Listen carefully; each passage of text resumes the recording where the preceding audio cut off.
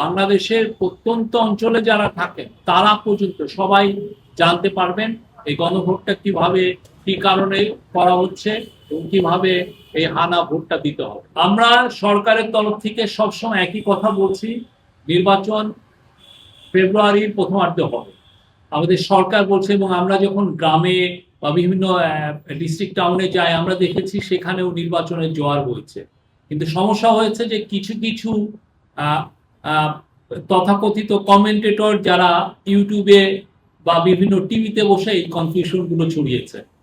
হ্যাঁ, তাদের মধ্যে তথাকথিত কিছু সিনিয়র সাংবাদিকও আছেন, তারা প্রতি মুহূর্তে এই কথা, এতে হয়তোবা আমরা দেখেছি যে এতে ওনারা হয়তো কিছু এক্সট্রা কিছু ভিউ পাচ্ছিলেন সেই, কিন্তু আমরা কিন্তু প্রথম থেকেই বলছি নির্বাচন ফেব্রুয়ারির প্রথমার্ধে হবে এবং এই বিষয়ে চিফ অ্যাডভাইজার সবাইকে প্রস্তুতি গ্রহণের কথা বলেছেন। আপনি দেখেছেন যে সব ধরনের প্রস্তুতি এই গভর্নমেন্ট নিচ্ছে। আজকে উনি সারা বাংলাদেশের যত ইউএনও আছে তাদেরকে উনি তাদেরকে উদ্দেশ্যে উনি অ্যাড্রেস করেছেন।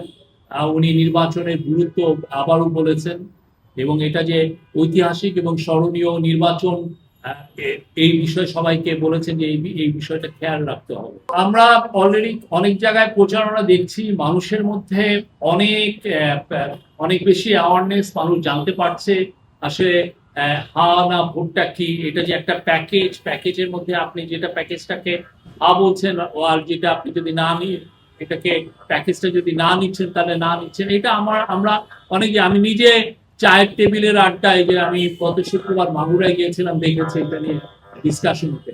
বাট আমাদের তরফ থেকে, গভর্নমেন্টের তরফ থেকে, গভর্নমেন্টের কালচারাল মিনিস্ট্রি, তথ্য সম্প্রচার মিনিস্ট্রি এবং অন্যান্য গভর্নমেন্টের যত উইং আছে প্লাস ইলেকশন কমিশন, তারা এই বিষয়ে বিপুল উদ্যমে আমি বলবো যে তারা প্রচারণা চলাবেন। আমরা আশা করছি বাংলাদেশের প্রত্যন্ত অঞ্চলে যারা থাকেন তারা পর্যন্ত সবাই জানতে পারবেন এই গণভোটটা কিভাবে কি কারণে করা হচ্ছে এবং কিভাবে এই হানা ভোটটা দিতে হবে। ফেব্রুয়ারি যদি আমি বলি তাহলে 2 মাসের একটু এদিক বেদিক আমাদের সময় আছে, আমরা মনে যথেষ্ট সময় আছে এবং সে বিষয়ে আমরা এই গভর্নমেন্ট যথেষ্ট প্রিপারেশন নিচ্ছে, ইলেকশন কমিশন নিচ্ছে। আপনারা দেখছেন যে পোস্টাল ব্যালটের বিষয়েও আমাদের যারা ডায়াসপোরা ভাই বোন আছে তাদের মধ্যে কি একটা উদ্যম, একটা জোয়ার বইছে। তারা অলরেডি, আমার মনে হয় আজকে আপনারা যদি দেখেন 3 লাখের বেশি অলরেডি রেজিস্টার্ড হয়ে গিয়েছে।